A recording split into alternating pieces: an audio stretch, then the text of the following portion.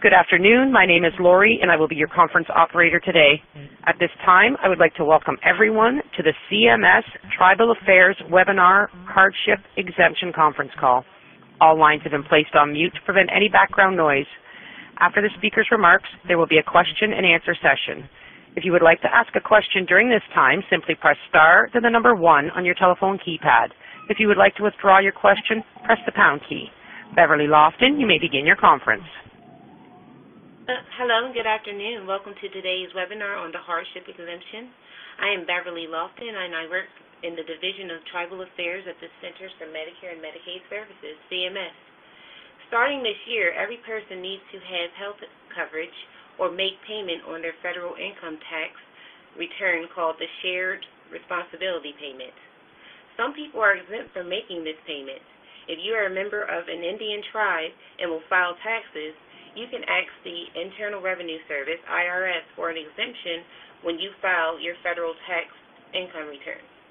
This is called the hardship exemption. This webinar will give an overview of the exemption, and several staff from CMS and IHS are available here to answer questions. Our presenters today are Benjamin Walker from CMS and Rahul Ortiz from IHS.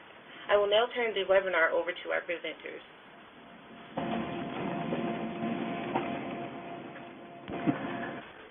Hey, good afternoon. My name is Ben Walker. I'm the Director of the Eligibility Policy and Operations Branch at the Center for Consumer Information and Insurance Oversight in the Centers for Medicare and Medicaid Services.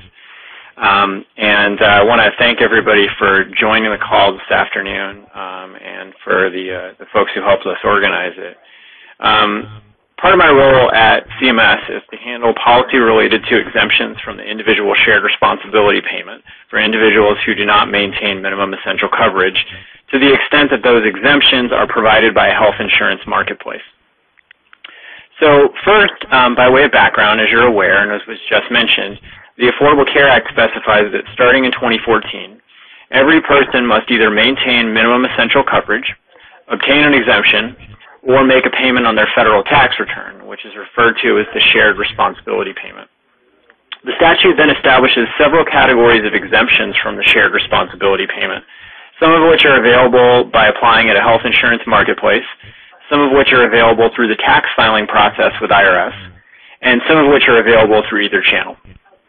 So today we're going to be focused on what are actually 2 of those exemptions, which we've combined on a single application form for ease of use and based on recommendations from the Tribal Technical Advisory Group and Indian Country in general. These 2 exemptions, which again we've combined on one form, are the exemption for members of federally recognized tribes and also shareholders of Alaska Native corporations, and the exemption for other individuals who are eligible for services through an Indian healthcare provider, including IHS facilities. So I know that many of you joined a session that we held in mid-January on these exemptions forms. Today, because we do have some new folks who are joining us, we're going to be going through those same forms. We will highlight some enhancements that we've made recently based in part on your feedback. Pardon me. And then we'll spend a couple of minutes talking about a separate document that was posted today on which we earlier received your feedback that provides instructions for all 7 of our exemptions applications, including the application that we'll focus on.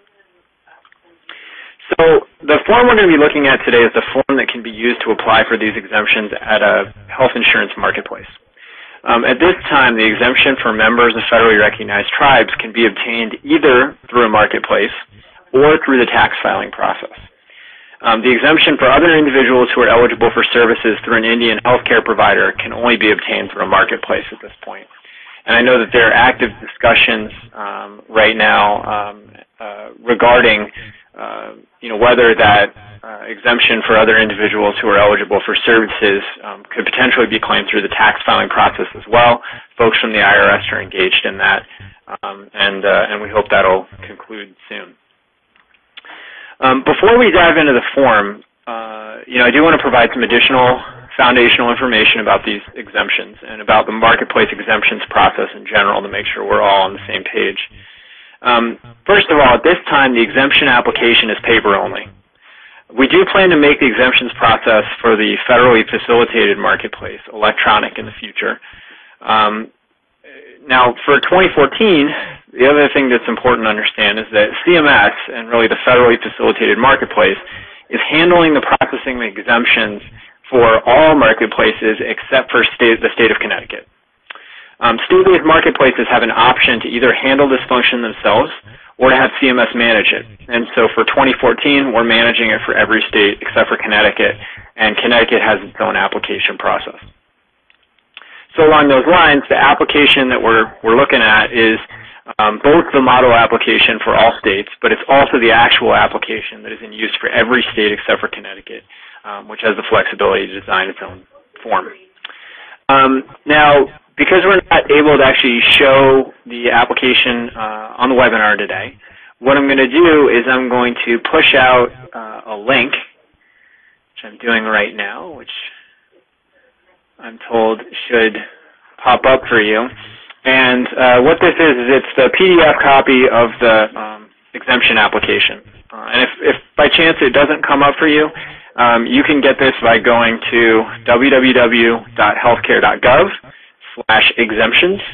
And then if you scroll down, there are links to a whole bunch of forms, and you'll see a link to the application for this exemption. So, you know, we have 7 different exemptions applications. This is just one of them. So many of the things that I'll touch on today are common across those applications in terms of style and design and how we present information.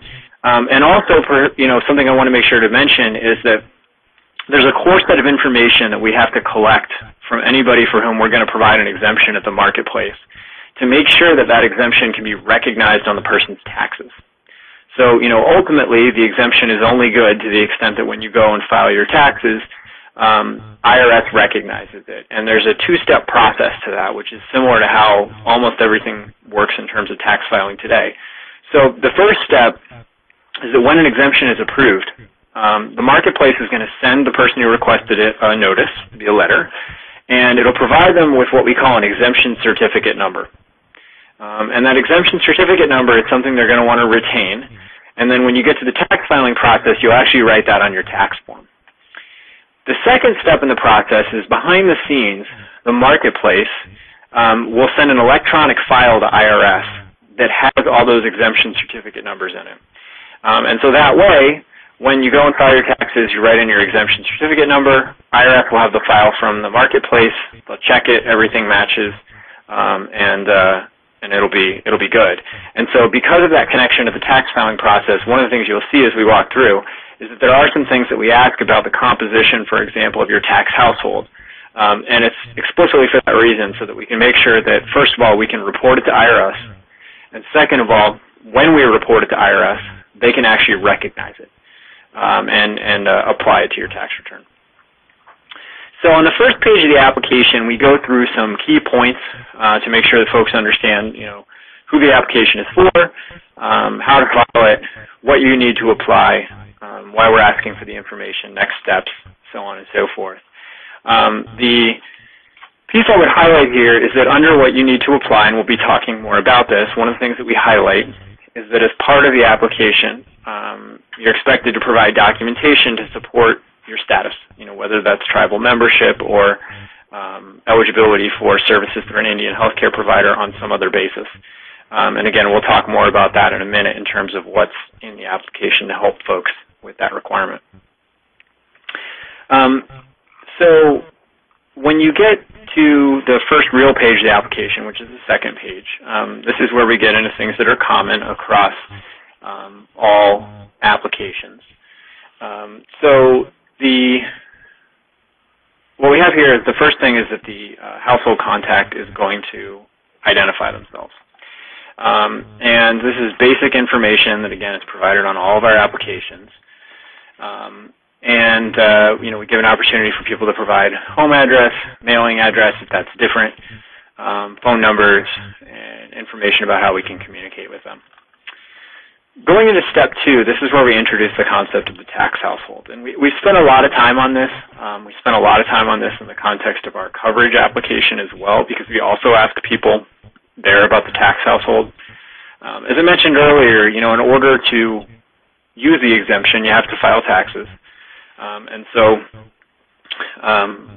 we hope that people will be a little more familiar necessarily than some of the people who are, asking for coverage where tax filing is not a requirement. We're hoping that people will be familiar with how to answer some of these tax questions. But what we generally say is you need to tell us about each person in your tax household, which is who's going to be on your tax return, who needs this exemption, recognizing that will be some limited circumstances in which there's someone in your tax household who doesn't need the exemption. Maybe they have coverage or maybe they have a different status, whatever it may be. We also clarify here that if you have some tax dependents and those tax dependents don't need the exemption, you don't have to include them on here at all. So we're trying to make sure that people give us all the information that we need to process and make sure that that exemption is recognized in the tax form, but also make sure that we're not asking for information that we don't need. So the way that manifests is we get to step 2, which is on page 2 of the app.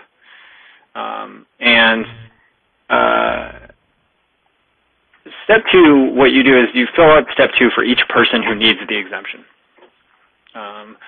And anyone who's on your tax return, again, not the dependents who don't need the exemption for themselves, but for example, if there's a husband and a wife and a child and everybody's there for the exemption, then you'd fill out 3 step 2 pages. And the questions here are, the top piece of it is fairly straightforward. This is common across all of our exemptions apps. Basic identifying information, Social Security number if you have one, again, for purposes of making sure that the IRS can recognize the exemption. We get into a series of questions about identifying your tax household. So who's the tax filer, who's the spouse, who are the dependents, again, so we can make sure to collect that information and report it. Then we get into really the questions that are the meat of the app, which is just questions 7 through 11. And this is where we've recently fixed a little error that we had that we hope will be helpful for people in moving the application forward. So what we're trying to do here in questions 7 through 11, first of all, straightforward question, are you a member of a tribe? And this is a federally recognized tribe or a shareholder of an Alaska Native corporation to match what's in the law. If you answer that question yes, then you're done at that point with this page. Now, previously we had a typographical error on this page where it didn't have clear instructions that said, if yes, you're done, and it actually directed you to another question that didn't make a lot of sense. Folks pointed that out, and so the version that is up online right now fixes that. Now, we will absolutely continue to accept the prior version of the application. There's kind of no substantive change. So, people who have already applied or who continue to use the old one because they've printed it, that's absolutely fine. This change was just made so that subsequent folks who apply will have a little bit of an easier time, hopefully, understanding how to proceed.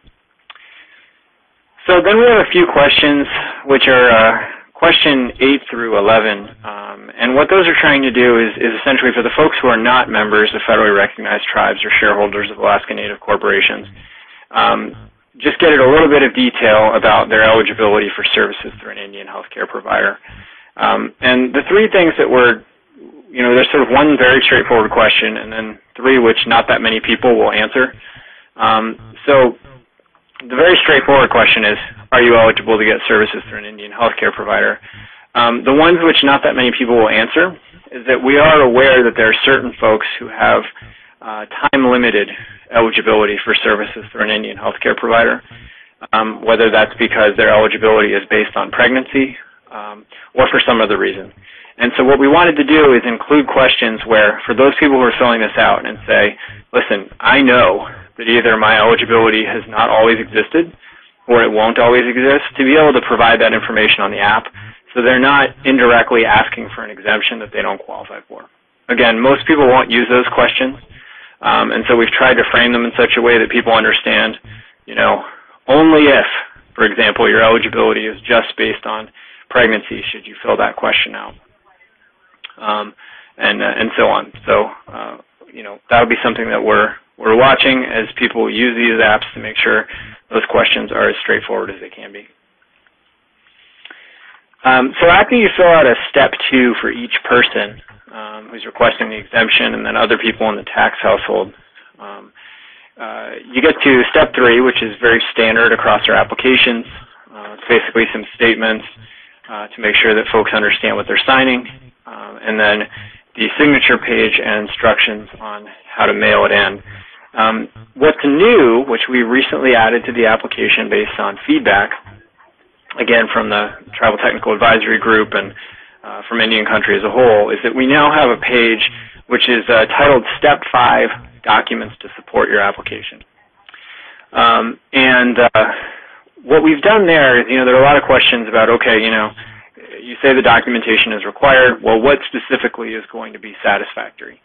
And so, did a lot of work, again, with IHS, with the Tribal Technical Advisory Group and others, putting together what we believe is the authoritative rundown of the types of documents that would be acceptable, and tried to do our best to put that in accurate and plain language, and then added it actually to the application so that folks can take a look at that, and when they're filling out that application, have that description of which documents are allowable. Now, I want to acknowledge that there's a lot of information on this page. So if you have a chance to take a look at it, there are many categories of people, many types of documents. We tried to be really accurate. And so in certain cases, we're saying, if your status is sort of like this, and these are the documents, and so on and so forth. This then has to be translated into real operations.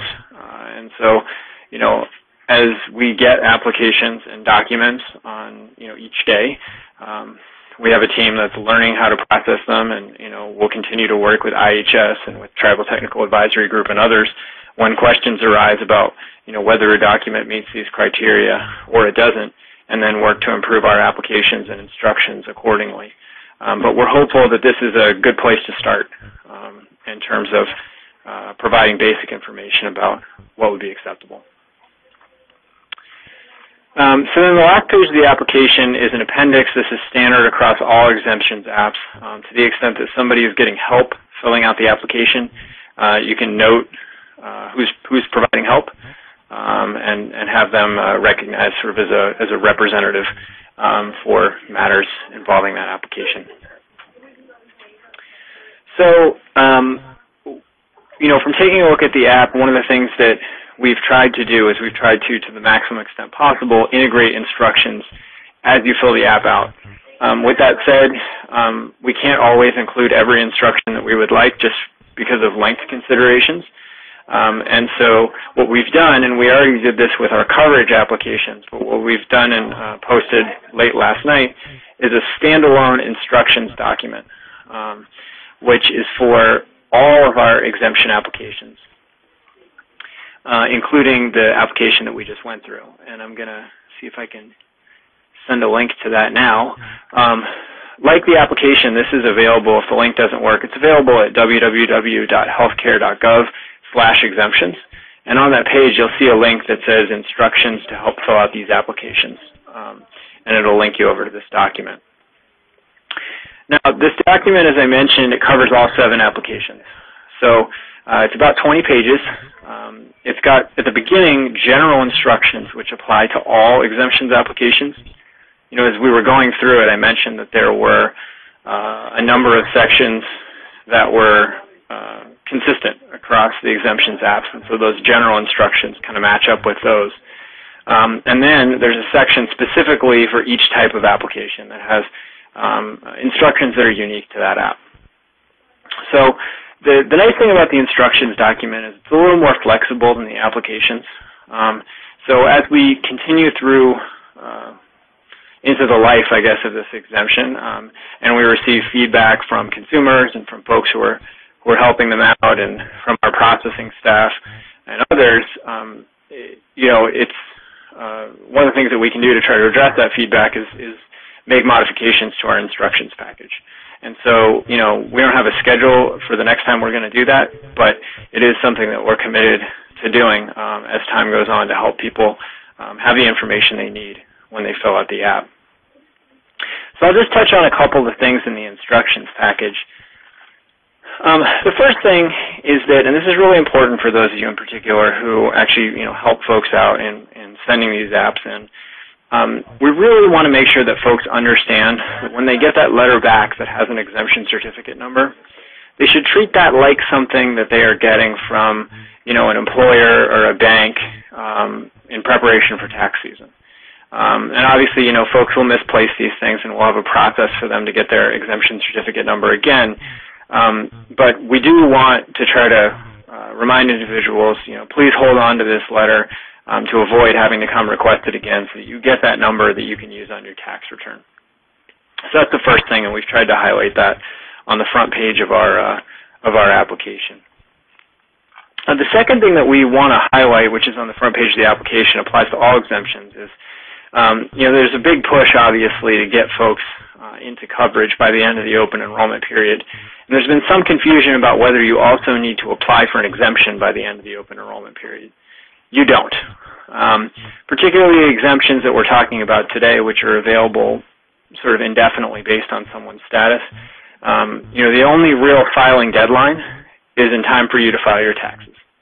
And so while we don't want a huge crush in January, February, March next year, we definitely appreciate your help in letting folks know that, particularly if they know they're a member of a tribe, they know they're eligible for services through an Indian health provider, there's no doubt about their ability to get the exemption. This is something that they don't have to rush to do right now. And if they've submitted an application and they haven't heard back, that's okay too, because again, there's nothing that's going to need to be done by March 31st. We're going to be taking these and processing them all year. And frankly, and I know there have been some questions about timing, we will get faster at processing these once we get out of open enrollment. As you can imagine, and from working on folks with on the ground, there's a tremendous amount of volume related to coverage right now. And while we are processing exemptions applications actively, certainly the end of the open enrollment period will free up some additional resources to speed that process up. So the other general instructions here, this is where we have content about the tax household piece that I mentioned, and mailing instructions generally, a couple other things. And then the instructions that are specific to the applications that we went through today start on page 11. And they're fairly brief because, again, a lot of this is consistent with the other applications. What I will highlight as of particular interest is that on page 11, the other thing in working with Indian Country that folks were particularly interested in us adding somewhere was a more detailed description of who is eligible for services through an Indian healthcare provider. And so what we've done on page 11, and again worked very closely with IHS and others on this, is put out the legal definitions with adding the clarity that we can of who is considered eligible, so that hopefully folks who have questions can refer to the instructions package, and that'll give them a place to start. So certainly, again, that's something where we think folks have had a pretty good opportunity to go through that, and hopefully it'll be very helpful. Then on page 12, which is the second page that applies to the applications that we talked through today, there are some specific instructions for those questions that I mentioned earlier that are kind of the meat of the application, questions 7 through 11. So to help folks understand the limited circumstances in which they should be answering the questions about, my eligibility is only based on pregnancy, or my eligibility is time limited, so on and so forth. And I'll just, one more plug here, say is that this is the area where, to the extent that, folks are in the field and they're working with consumers on filling these out, and there's additional information that would be helpful, this is the place where, I think we can think about making some edits and changes more quickly than, for example, in the application, to try to provide that additional assistance. The last thing I'll say is that the back page of the instructions, as with the Coverage app, is our Privacy Act statement. This is something that's important to make sure that folks have access to so they understand how their information is being used. And, of course, on the Exemptions app, it's also on the app. We want folks to feel confident that we are only using this information for purposes of granting an exemption, which does include reporting to the IRS. The last thing I'll mention, and then I'd invite my colleagues from CMS or IHS to make additional comments, or we can move into questions, is that one common question we also get is about people who don't file taxes. And, in particular, we get questions around, and they're filling out the app and they're trying to answer the tax household questions and having a hard time with it because they're not familiar with tax filing. So what I just want to stress is while there are people who haven't filed taxes in the past but, will, perhaps they got a new job or whatever it may be, if there's somebody who does not file taxes and they will not file taxes because they're not going to have a requirement to file and they know that because their situation is consistent from year to year, there's a separate exemption for those folks. So there's a specific exemption in the law for people who don't have a requirement to file. It covers people even who file, for example, to get your withholding back. So you may not make enough money to have a filing requirement, but there was still some withholding from your employer, and so you want to file to get that back. And those people are covered under the exemption that I mentioned. And also, there isn't a requirement to file just to get this exemption. So again, if you're one of these folks who never has a requirement to file, and you know that, you're not going to have to start filing taxes now just to get this exemption.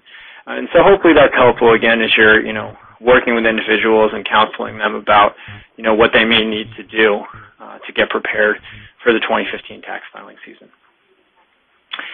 So I think that's pretty much what I have to share at this point. I'd like to offer an opportunity to Raho and Kitty and Beverly and others who are on the call to, add anything they'd like, and then we'd be happy to take some questions. Thank you, Ben. This is Raho Ortiz from the Indian Health Service. I'm the director of the Division of Business Office Enhancement, which is within the Office of Resource Access and Partnerships here at IHS headquarters in Rockville. And I'm substituting for Jeffrey Roth, the senior advisor to the director of the IHS. He was unable to make the call. But we wanted to say that we're very glad to see that the application has been revised to make it more clear, as well as the standalone instructions document are out, and glad to see that CISO seems to have done a good job of meeting with the Tribal Technical Advisory Group and to get their thoughts and opinions on the application and the instructions, because from here, IHS and from TTAG, from tribal sources, there has been a lot of confusion with different parts of the application, and so we're glad to see some of that stuff has been cleared up. I just want to remind our callers that our staff in IHS facilities are available. Our trained application counselors and certified application counselors are available to discuss this application with you. They have the link for the revised application as well as the old one, which is still good, and they'll be getting these instructions as well. And we're going to be discussing more about understanding this and how we talk with our patients, our consumers about it. So there are two. And in addition, they also have the document, some of the documentation that is acceptable, the IHS eligibility verification letter that is available through the the RPMS system, our patient management system, and can be eligibility can be verified, and then a printed letter with a unique identifier can be created for each of our patients who's eligible for IHS services. And for those tribes that use RPMS, that has also been rolled out to them.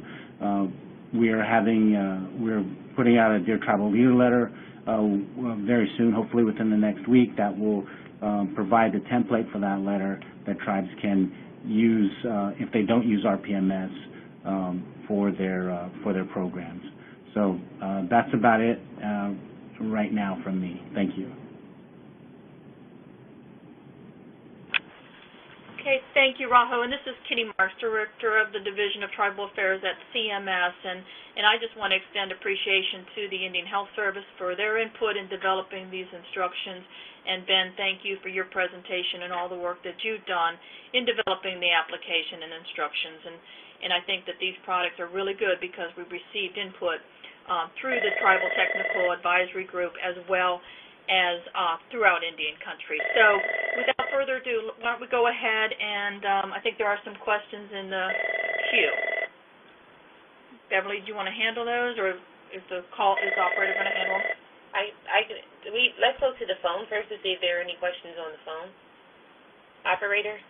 At this time, I would like to remind everyone, in order to ask a question, press star, then the number 1 on your telephone keypad. We'll pause for just a moment to compile the Q&A roster.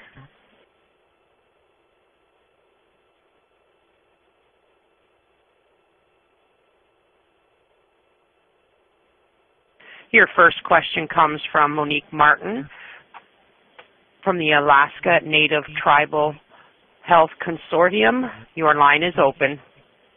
Good morning. My name is Monique. We've been helping people across the state of Alaska complete the Indian exemption, and we really appreciate the edits to the application. This will really solve a lot of the questions that we get when we assist people.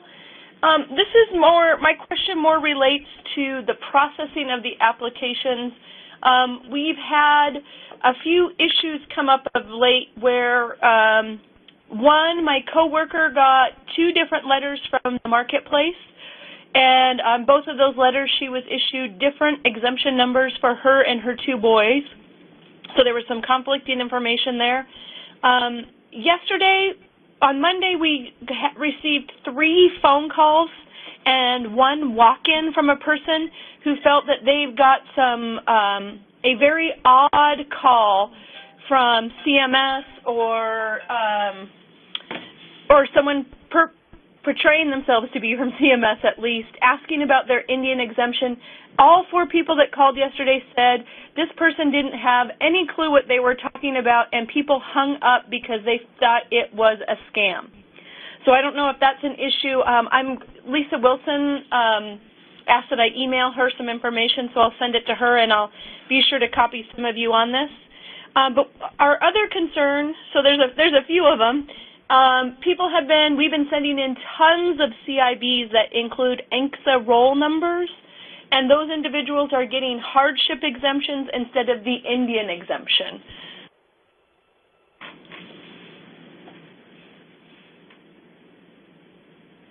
Okay, thanks. So first point on the ECN, and thanks for the opportunity to clarify this, and I want to make sure that I totally understand, but I'll make my clarifying point first. So the ECN is provided on a person-by-person basis. So, IRS still hasn't, put out their forms, but the way they've explained it to us is that, you're going to have a schedule on your tax return that says, for each person who's on this tax return, do they have coverage, and if they don't, then, do they have an exemption, and if they do, write in their ECN. And so if you apply, for example, for 4 people, then and they're all approved, then you're going to get 4 ECNs back. It's not at the application level or at the household level. Yeah, they did get a letter back. It listed her and her 2 sons. Good. Then she got another letter the next day, and it was her and her 2 sons and completely different exemption numbers again. And they applied once? They applied once, correct. Okay, yeah. Yeah, it's entirely possible, I think, and I'll talk a little bit more about this. Our processing group is just starting to ramp up. And so, it wouldn't surprise me there if they maybe accidentally went through and did an application twice. But that's the kind of thing where if you're already communicating with Lisa and you could share that information with her, we'll make sure to loop back with our processing group and just validate that, and if indeed that's what happened, see what we can do to reduce instances of that in the future. Yeah, and And we're also very concerned about people that issue a CIB with their INCSA roll number, because they should be getting the Indian exemption. And those folks that are aware of the different processes are, their INCSA roll number is on the CIB, and on the instructions, the new instructions, it says that's a way to get the Indian exemption and not the hardship exemption. Right. So we'd like to clarify that for processing as well. Yeah, so what should be happening, and I agree with you, like we need to help our processing team out, get better at this. What should be happening is that really the determination of which specific exemption they're providing is going to be based on how the person responds to step 2. So if they're checking step 7, or pardon me, checking question 7, then they're going to get the one that's technically for members of a tribe and shareholders. And if they're checking question 9, then they're going to get the hardship. Now, what I want to say is, and this is, it's a little bit tricky because what we're doing here is we're working within some legal constraints. So, when the statute was created, it provided an exemption only for those individuals who were members of tribes. And then what we did at HHS, again, based on extensive feedback and consultation, was to create an exemption for other individuals who are eligible for services through an Indian healthcare provider. Now, legally, the only way that we were allowed to do that is by calling it a hardship. So hardship is kind of the only tool in our toolbox. Now, regardless of whether you have a hardship exemption or whether you have another kind of exemption, from the perspective of tax filing, they're the same. So if you get that from the marketplace and then you're uninsured for a month, you're not going to get penalized for that month. They also are the same in terms of how long they're provided for. So if you come in on the app and you say, hey, I'm a member of a tribe and that's the way that it is, we're going to give you an exemption that is evergreen. Similarly, if you come in and say, hey, I'm eligible for services through an Indian healthcare provider and I don't expect that to change, you're going to get an exemption that's evergreen. So while we do have to make the distinction for kind of legal purposes, from a practical perspective, in terms of how they relate to protecting people from the shared responsibility payment, they're exactly the same. And I think it's tough, and there's probably things that we can do to explain that a little bit better. But I want folks here at least to have that context. And I totally agree with that, and we've let those people know that when they call us about that. But to be honest, it goes beyond the exemption process, and it goes directly to, with all due respect, the federal government is saying that I'm not an Indian because I didn't receive the Indian exemption. So people have come to us and said, no, I want they specifically want that. We've spent a lot of time educating folks in Alaska about the Indian exemption, and they know the difference between Indian exemption and hardship exemption. And of the people that have contacted us with that hardship exemption, almost every single one of them has said, I want to reapply. I deserve the Indian exemption. I am Alaska Native. I want it. So it's in an attempt to save double processing. I think I just wanted to make that point so you're aware of kind of what the feedback we're getting here in Alaska is. Okay, I appreciate that. Yeah, Bonnie, this is Nancy Ketchis. I signed on late, and I apologize. But I think what I had indicated to you when you had first raised this is I think we respect the position that you're raising. There really is a respect for lack of a better word, for having the Indian, the American Indian and Alaska Native exemption and what that symbolizes and what that means. And we certainly will be revisiting this, and if there are any others that you are aware of, please bring this to our attention. That this is something that we certainly want people to be able to get the correct exemption designation the first time around. And certainly this is something that we will be going back and will support the correction of this exemption. Thank you. I appreciate that. I just kind of wanted you to have the full story why it's, I guess, an issue, because it becomes very sensitive to a lot of folks depending on what exemption they get back. So, and we understand and respect that, and certainly do appreciate that.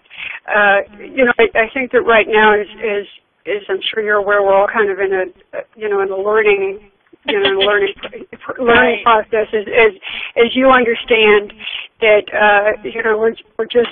we're kind of trying to move things real fast and so we'll get it fixed. It's just thank you for helping us understand and bear with us a little bit, and I'm sure you will not let us forget about it.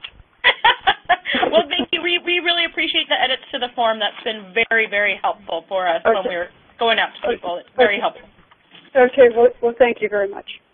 So, yeah, and the last thing I just want to note, you asked about calls. So our contractor that is processing the applications has started doing some outbound calling in situations where people didn't completely fill out the application or maybe put conflicting information on there. Anytime we do outbound calling, we're, of course, concerned with making sure that the caller can authenticate themselves to the recipient of the call, and that also the caller can authenticate the recipient of the call. That's the processing piece is something where I can certainly reach out to our team and see what the protocols are in that area, see if there are some opportunities for improvement. But the general idea is, well, first of all, yes, we are doing outbound calling, and the reason we're doing outbound calling is to avoid having to send people letters back and saying, we can't approve this because you didn't give us some small piece of information that could be theoretically provided over the phone. But again, we do take very seriously. We want to make sure that folks feel comfortable with those types of interactions, and so I'll go back to our processing team and see what's going on in that area. Great, thank you. Mm-hmm. Okay, so go ahead and I'll take maybe a couple of questions from the online, and then we can go back to the phone. So there's a question on here about, is there a reason to apply for an exemption if a person has insurance? And at the end of the year, what's going to happen on your tax return is the IRS is going to, they're going to ask the question that I posed at the beginning of the call. For the months in the year, did you have coverage? And if you didn't have coverage, did you have an exemption? And then if the answer to both those questions is no, that's when you're going to make a shared responsibility payment. So you can certainly get an exemption and then also have health insurance. It's not going to do anything for you. And so we think most people in that situation will probably just skip it if they're in a circumstance where they say, well, I know I'm going to have coverage. The other thing I would say is that these exemptions can be applied for retroactively. And so, if you have a person who says, listen, I'm insured, I think I'm going to be insured the entire year, but, you never know, certainly they could apply for the exemption now, but they could also wait until, something either happens or doesn't happen and make that decision later on. And that's an option that they have. So another question on here that I wanted to answer was about the pregnancy question, which is item, let's see here.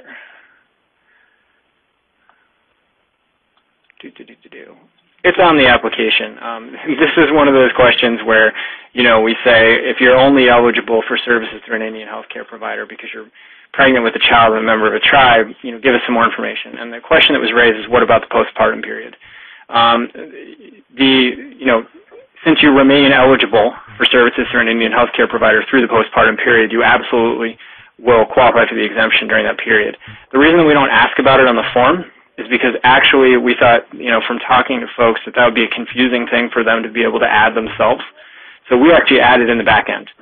So we said, listen, people know what their due date is going to be, although, of course, that could swing in either direction. So then what we can do is we can take the due date and we can apply the postpartum period past that on a blanket basis and provide the exemption for that period. So that's a good point on something that probably we could explain to say, hey, put your due date here. What we're going to do is provide this beyond that. And certainly people who put the due date down will see that when they get their exemption notification back. But that's how why we handled it that way. Okay, why don't we go to the phone? Your next question comes from the line of Charlene Walker of the Alaska Native Tribal Health Consortium. Your line is open. Sorry to hog the phone lines from Alaska. My question, well, I just had follow up on Monique, her questions. But basically, is there training for processors that we could assist with examples of documents? Because we have families that, I just had a family come in the other day, 4 children, family of 6, mom and dad.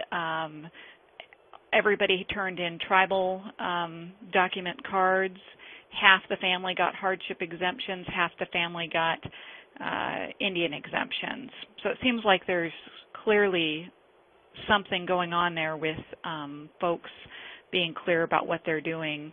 And then my second piece is, will we ever have an opportunity to create form field applications? We have a lot of folks here on the campus in Anchorage that utilize tablets to screen patients for different types of services such as Medicaid, VA, and then also for this, and they have their system set up to do a form field application, and I just wanted to see when we'd be able to let them know that they'd be approved to use that form fielded application.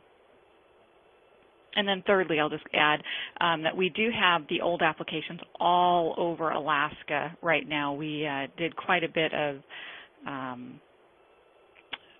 work getting applications out in our communities, so that's just a heads up on that. Yeah, great, and we appreciate that. And as I mentioned, because they're functionally equivalent, there's no data on which we'll say we don't take the old application anymore. So that's totally fine. I think that to your first point about the different types, the key question, and we'll take a look based on the first caller's information that she provides. The key question that we're going to ask is, how are these applications filled out? And we'll sort of look at it from that perspective in terms of figuring out, first of all, whether the processors follow their standard operating procedures.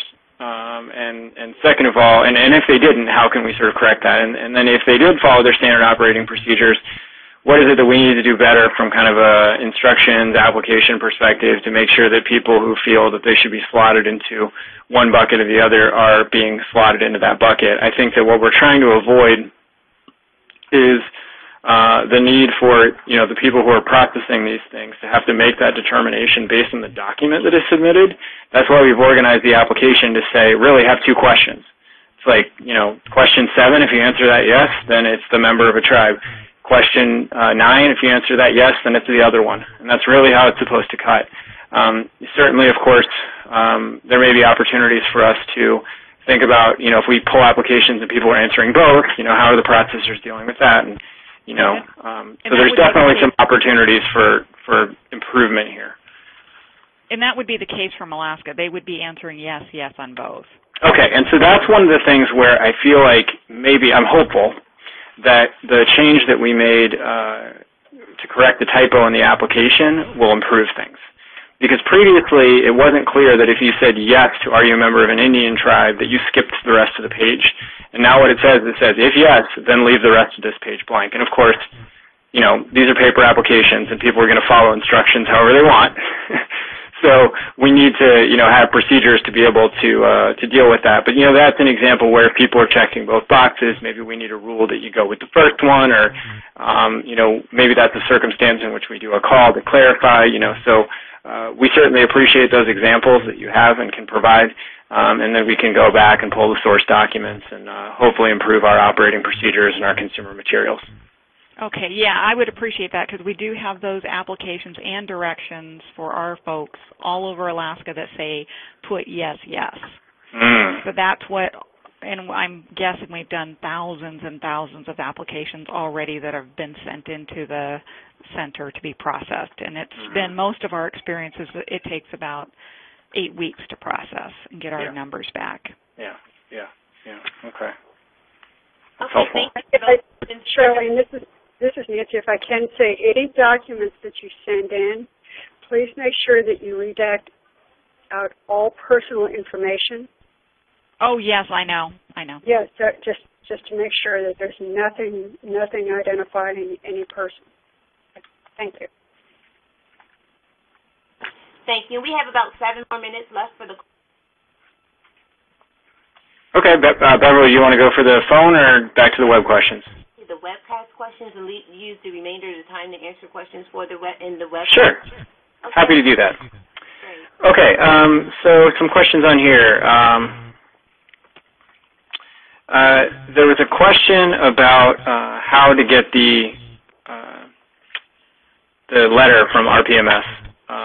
And Raho, I don't know if that's something that you can speak to. They said, where are their instructions for how this letter can be generated? If you're using the RPMS system, you can contact OIT support within IHS, and I can get you that information at if you send me an email at acainformation@ihs.gov, acainformation@ihs.gov. I can get you that instructions and get you a contact within our Office of Information Technology to access the RPMS system that can generate those letters. Yeah, and to be clear, and this follows on that answer, what the IHS facilities are generating is a letter that can be submitted with the exemption application, so in place of sort of other documentation. So, the IHS facility is not directly generating an exemption certificate number. They're generating something which then the person can slap on the back of their exemption application and send in, and we'll take a look at it and say, yep, that looks good, and go ahead and approve. So there's a question on here about people who are calling the processing center in Kentucky. The processing center in Kentucky doesn't take inbound phone calls. So one of the things that, sort of a similar question that and so it would not surprise me that if somebody manages to get them on the phone, they're confused. One of the things that we are working on right now and expect to roll out in April is a way for people to call our main marketplace call center and ask for status on their application. We'd hope to have that a little bit sooner, but again, we're really pushing hard through the end of the open enrollment period right now, and to make sure that this happens, what actually has to occur on the backside is that the contractor in Kentucky has to generate a file about status and share it with the call center, so that the thousands of reps there who answer the phone will be able to provide information. So when we get an affirmative, it's go, people can start calling and getting application status, we'll certainly let everybody know. We understand that is something that will be targeted for April, and we understand it's very important. So there's a question here, do you need to reapply every year? And the answer for that is generally it's no. So again, for someone who says, hey, I'm a member of a tribe and, we're going to give that exemption indefinitely, you will then need to put that ECN, as we understand it from IRS, you will need to put that ECN on your taxes every year. And so one of the things that we're working on thinking about is, for people who have one of these exemptions that's evergreen, how do we make sure they have easy access to that ECN every year? And we're eagerly awaiting, as I'm sure you are, IRS to put out their draft forms and instructions so that we can take a look at them and make sure that the things that we have on our side in terms of the notices and applications and instructions all are very well aligned with what somebody's ultimately going to have to do with the IRS.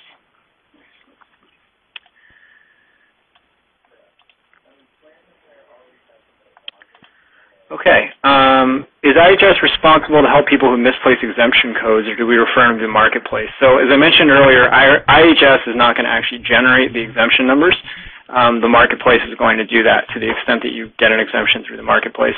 And so we're going to have a process in place by the tax filing season next year where people can call and they can say, hey, I don't know where my ECN is. Can I get it again? And we will be able to regenerate that for folks.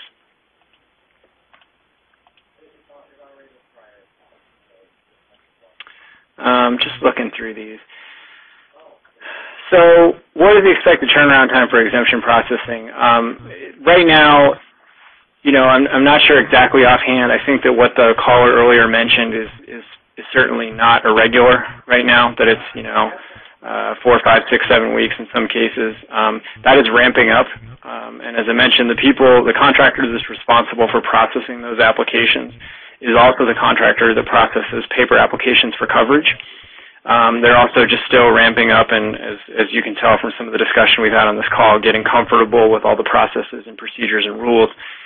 So after open enrollment closes, we do expect that processing time will be reduced significantly, and that also, again, as I mentioned earlier, starting in April, people will be able to call and check and see on where things are. There's a question here too. Once an exemption is granted, does it retro to January of 2014?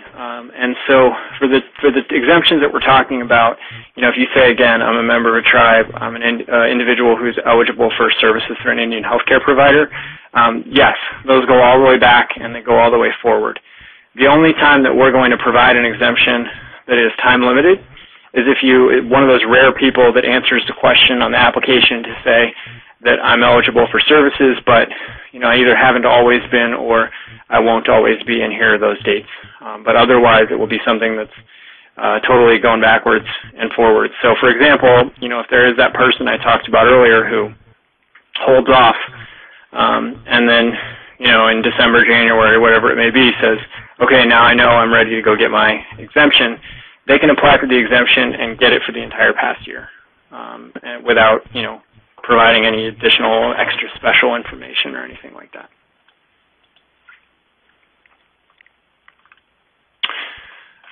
Just looking through the questions here.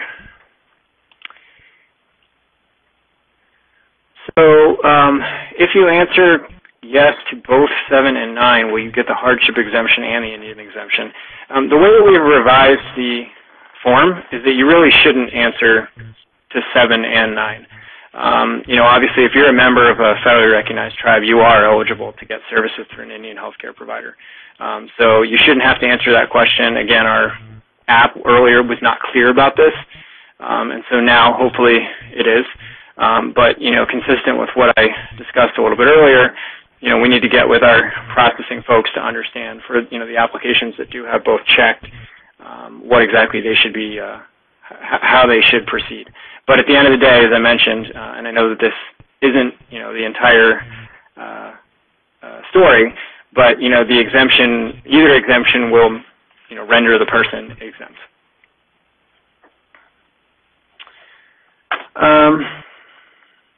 If people have already filed taxes this year, how do they get certificate number to IRS?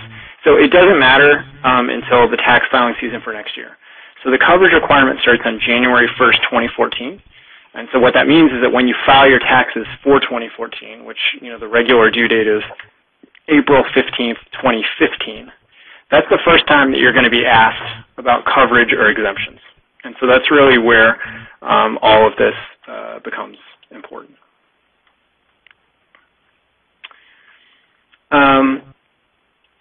Okay, the shared responsibility payment, is it for each tax form or is it for each individual? So ultimately the shared responsibility payment kind of rolls up to the tax household level. So for example, if I have a child and I'm filing taxes, I'm claiming my child as a dependent. The question about, did you have insurance, were you exempt, is asked for both people. And then let's just say, for example, that neither of us had insurance and neither of us were exempt. I, as the tax filer, am responsible for a shared responsibility payment for both me and for my child. So it's sort of calculated on a per-person basis, but then in terms of who's actually responsible, it rolls up to the tax household level.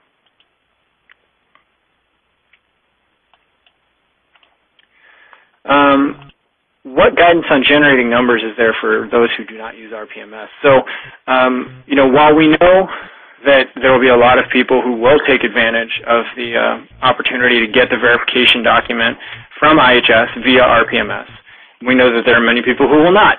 And so what we've tried to do, and highlight this on step 5 of the new application, is explain all of the documents that can be used. And certainly the document generated from RPMS is one of those. But it is, by no means the only way to do it.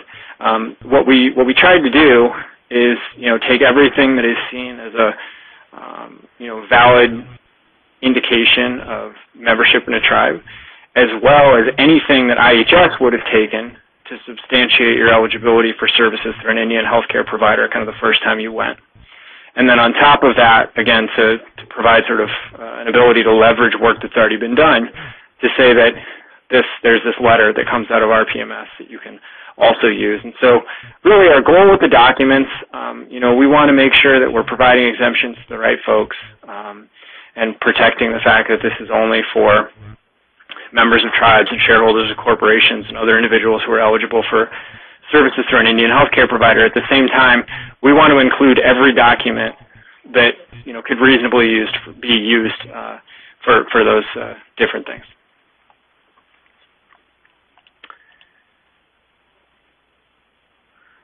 So in the case of exemption due to pregnancies, if there are multiple pregnancies, will we receive a separate ECN? So you can only get exemptions for people who are alive at the time that you're requesting the exemption, and I mean born, is what I should say. And so if you're coming in and you're one of those folks who's only eligible for services through an Indian healthcare provider based on pregnancy, you would get an exemption, or you could get an exemption based on that for yourself. And then at such time as the children are born, then you could come and request exemptions for them on, based on their eligibility for services through an Indian healthcare provider. That's how that works. And that's consistent with our coverage process. Is sort of, we look at the pregnant woman and we'll provide eligibility, but then we don't deal with the children until they're born.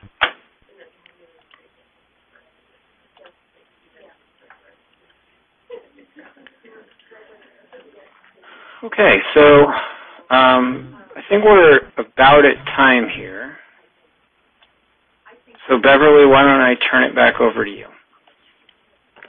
Okay, thanks everyone for the call, and I also want to thank today's speakers, Benjamin and Raho. Thanks again, and thanks everyone for joining our webinar today, and we're going to end the webinar here. If Kitty or anyone else has anything to say, please do. Right, and we've been, this is Kitty Marks with CMS Tribal Affairs.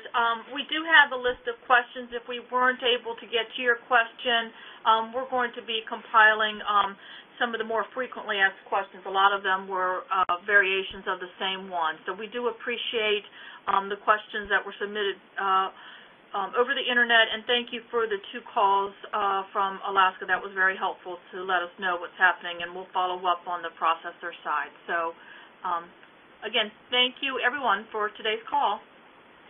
And that'll conclude our call. Thank you very much. Thanks. Ladies and gentlemen, this concludes today's conference call. You may now disconnect.